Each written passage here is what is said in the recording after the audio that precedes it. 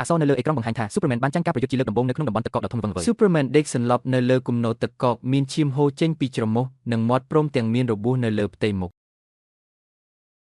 សត្វឆ្កែពណ៌ស្ទូចមួយក្បាលពាក់អាវជ្រុងពណ៌ក្រហម Crypto រត់យ៉ាងលឿនកាត់វាលទឹកកកសម្ដៅទៅរក Superman Crypto រត់មកដល់ហើយខំទាញអាវជ្រុងរបស់ Superman ព្រមទាំងព្រុសដើម្បីដាស់គាត់ប៉ុន្តែ Superman នៅតែមិនដឹងខ្លួន Crypto ចាប់ផ្ដើមកាយទឹកកកនៅជុំវិញខ្លួននិងដៃរបស់ Superman យ៉ាងស្រវេះស្រវី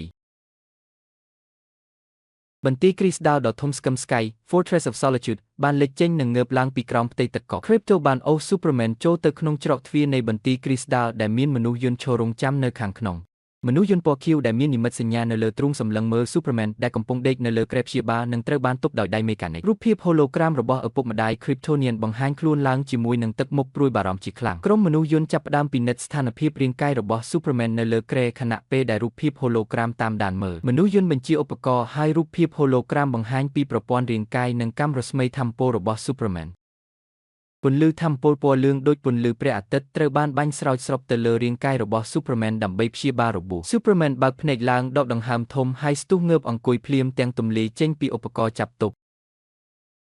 Superman ក្រោកឈរឡើងវិញទាំងស្រុងរួចសម្លឹងមើលជុំវិញបន្ទាយគ្រីស្តាល់ដោយភាពរឹងមាំ Superman ដើរទៅរក Crypto រួចអន់ចុះអង្អែលក្បាលវាខណៈដែល Crypto បកកន្ទុយដោយភាពរីករាយ Superman ហោះឡើងទៅលើទម្លុះពីដានគ្រីស្តាល់ឆ្ពោះទៅកាន់មេឃស្រឡះខាងក្រៅចំណងជើងភាពយន្ត Superman បង្ហាញឡើងជាអក្សរពណ៌ក្រហមនៅលើអេក្រង់ឈុតឆាកកាត់ទៅរូបភាពតួអង្គក្នុងអាវក្រោះមាសយៈ Lex Luthor នៅក្នុងទីក្រុងនិងបន្ទប់បញ្ជាដែលមានបុគ្គលិកកំពុងតាមដានយ៉ាងតានតឹងអេក្រង់កុំព្យូទ័របង្ហាញការខ្លែងធ្វើការប្រយុទ្ធមុនពេលបង្ហាញ Superman ហោះទៅដល់ Lex Luthor ក្នុងអាវក្រោះនៅលើអាកាស Superman និង Lex Luthor ក្នុងអាវក្រោះបានបើកការប្រយុទ្ធគ្នាយ៉ាងសាហាវនៅលើអាកាសពីលើទីក្រុង Metropolis ជិតអគារ LexCorp